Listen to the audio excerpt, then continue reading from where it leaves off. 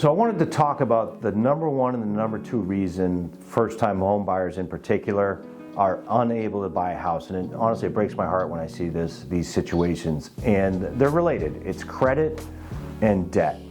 So if you have a low credit score, it's very difficult to get approved to buy a home. You get into a more expensive loan product, and if you have lower credit, like below a 640 credit score, you're automatically eliminated from most of the down payment assistance programs and grants that are available for first-time home buyers. On the credit side, if you have low credit, sometimes we can help. We have some tools to help to give you some insights on how to get your credit score up, or you may need to speak to a credit repair company. If your credit's low, the best advice I can give to you is never miss a payment again.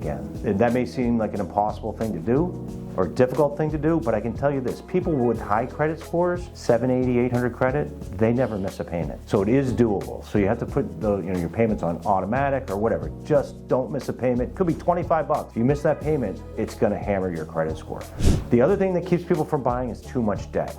So we look at debt to income ratio, and if you have too much debt, it drives your credit score down. But if you're making your payments on your debt, at least your credit score will be okay. But if you have too much debt, it's gonna stop you from being approved for a loan. So if you have a very expensive car loan, if you have a lot of credit card debt, you really gotta work to pay that stuff off so you can bring down your debt to income ratio, which will allow you to get approved for a higher mortgage amount and a higher home price. So, credit and debt. Those are the two things. If you have low credit or if you got high debt, those are the two things you really need to work on if you wanna buy a house.